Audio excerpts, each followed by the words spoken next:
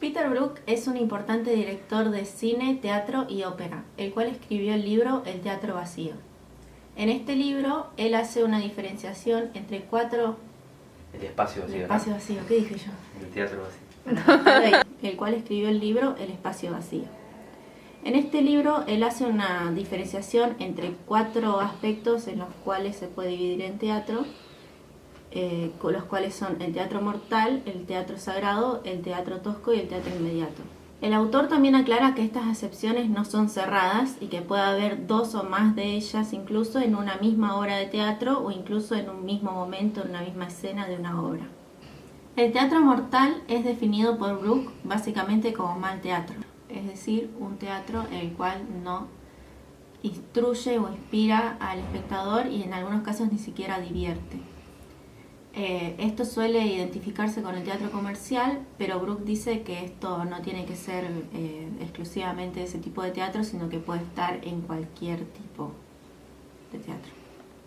Por ejemplo, las obras basadas en textos de Shakespeare, si bien son consideradas como un buen teatro, también pueden formar parte del teatro mortal y de hecho suelen pertenecer a este tipo de clasificación.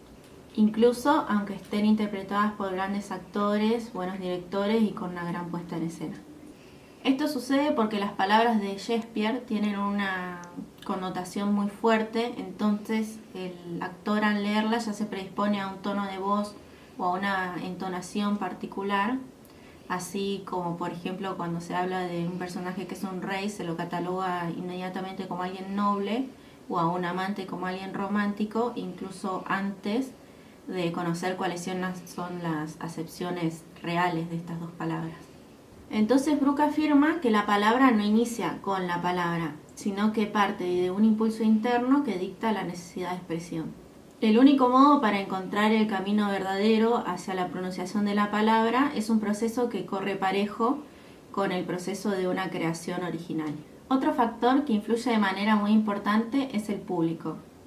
En el libro se cita un ejemplo de una obra cuyos actores son de habla inglesa y la misma es presentada en distintos países en el marco de una gira. Al ser presentada esta en Rusia, los espectadores, al no entender el idioma, están muy concentrados en lo que hacen los actores para poder llegar a entender y de ese modo se crea un clima muy propicio para que los actores hagan una muy buena interpretación. Sin embargo, cuando esta misma obra fue representada en lugares de habla inglesa, los actores, el público, al aburrirse con el texto, se dispersa y entonces los actores intentan volver a llamar la atención del público, resaltando los pasajes que para ellos son más interesantes o de mayor peso dramático, haciendo entonces que la actuación sea mucho más mediocre de lo que había resultado anteriormente. En contraposición a la idea de teatro mortal, Brook plantea la idea de un teatro vivo. Un teatro vivo es un teatro que divierte, que estimula, que hace pensar al espectador, que lo mueve a la acción y que ensancha su experiencia del arte y de la vida. Brook plantea que para llegar a un teatro vivo lo fundamental es el ensayo. Él plantea que tiene que haber un ensayo diario, que haga repensar cada ensayo, digamos, y que esté siempre en una búsqueda de algo más, entendiendo que en cada uno de los anteriores hubo algo que se escapó de la obra, que vendría a ser lo opuesto al teatro mortal, que lo que hace es buscar algo que está definido por otra persona, digamos, algo que se cree que alguien ya definió cómo tiene que ser. Brook también plantea que esto se relaciona mucho a la idea al concepto de estilo, lo problematiza, ya que también cada trabajo tiene su estilo, cada periodo tiene su estilo, pero al intentar definir el teatro en un estilo, lo que hacemos es justamente ponerle límites, limitarlo y darle esta cualidad mortal.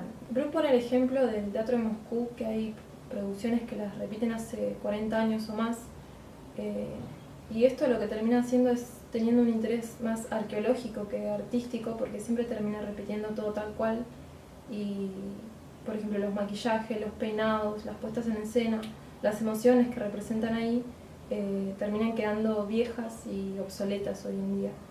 Entonces lo que plantea Brook es que hay que prestar atención a todas las influencias que hay del cine, de la televisión, de todo lo que nos rodea en la vida cotidiana, para poder reescribir las historias y reinventar las obras para generar un teatro más vivo que se aleje de la mortalidad.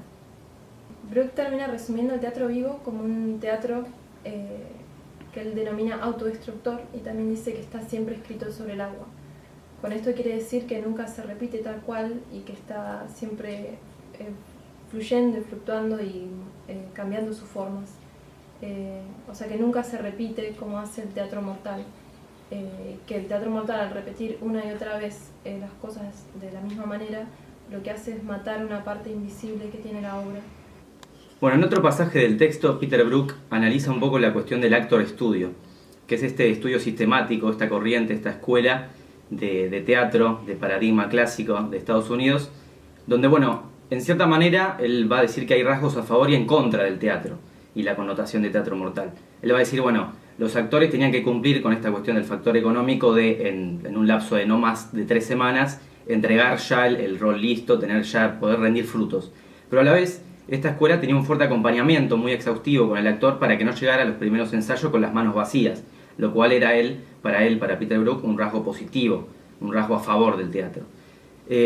Esta corriente se basa en gran parte en los aportes de Stanislavski, en el método Stanislavski, el sistema Stanislavski que aporta a la dramaturgia, basado en esta cuestión de, bueno, llevar la vida del personaje, del actor, a la vida cotidiana del actor, del personaje, perdón, a la vida cotidiana del actor, la cuestión de que los movimientos del cuerpo de los personajes tenían que ser fácilmente reconocibles e identificables en el mundo cotidiano. Y un poco siguiendo en esta cuestión de lo que es el actor estudio como paradigma, Peter Brook va a decir que cuando llega Meyerhold y sus planteamientos que desafían y ponen en jaque las interpretaciones de Stanislavski, esta cuestión de la exploración de la forma, de la plasticidad, de la musicalidad en el escenario, la artificialidad, basado más en las exigencias de la forma justamente, bueno, va a significar una ruptura muy fuerte para el paradigma clásico, histórico, que proponía el actor estudio basado en los aportes de Stanislavski. Por ejemplo, él cita el ejemplo particular de esta mujer que está en el escenario personificando ser un árbol, ¿no? Aparentando ser un árbol mientras recita un texto. Peter Brook dice que ese tipo de ejercicios son muy necesarios para explorar justamente las implicancias de la forma, de la artificialidad en el escenario y no caer siempre en lo clásico, digamos. Bueno, ahí podemos hacer un corte. Bueno, más adelante Peter Brook va a analizar un poco el rol del crítico. Él se pregunta, bueno, ¿quién tiene la culpa de esta connotación de teatro mortal? Y va a decir que el rol del crítico juega un papel muy clave en el ámbito del teatro, porque entre otras cosas es el que sirve, el que ayuda al teatro cuando lo acosa la incompetencia. Define la incompetencia como, bueno, esta cuestión de que el teatro no puede tener errores, es uno de los peores defectos que tiene el teatro, la cuestión de la incompetencia, por esta cuestión de que el teatro es direccional con el espectador. Si no atrapa al espectador desde un principio, se genera una desatención, una dispersión general que atenta contra el momento, digamos, de observación. Él va a decir que el crítico tiene que advertir esta incompetencia y hacerla visible vehementemente. Pone el caso particular de que en el ámbito del circuito comercial del teatro no cuesta mucho encontrar trabajo, encontrar un lugar. Con un mínimo nivel de preparación o de profesionalismo ya se encuentra trabajo en el ámbito del teatro, sobre todo si se lo compara con, por ejemplo, el nivel de profesionalismo de un concertista de piano profesional. Entonces, bueno, el crítico también tiene que advertir estas cuestiones, esta incompetencia, incluso en esos aspectos, no solo en lo que tiene que ver con lo que ocurre arriba del escenario. Bueno, entonces el crítico, va a decir Brook, se convierte en un crítico mortal cuando, por ejemplo, no interviene. Es muy importante que el crítico se involucre en el ambiente, en el ámbito en el que está trabajando, que vaya a conversaciones, que charle, que se relacione con el director, con el dramaturgo, con el escritor, con los actores, incluso con el espectador. El crítico no puede mantenerse aislado de estas cuestiones, porque si no cae justamente en la connotación de crítico mortal. Y a la vez, algo más importante, es que el crítico tiene que disfrutar del teatro, de la obra en sí. Sino también va a ser un crítico mortal, así como también es un crítico mortal aquel que sobrepasa o que pasa por alto, que minimiza estas cuestiones de la incompetencia, que no duda, que no cuestiona el status quo, un status quo que ya está, según Peter Brook, podrido, pero que el crítico tiene que advertir y visibilizar constantemente.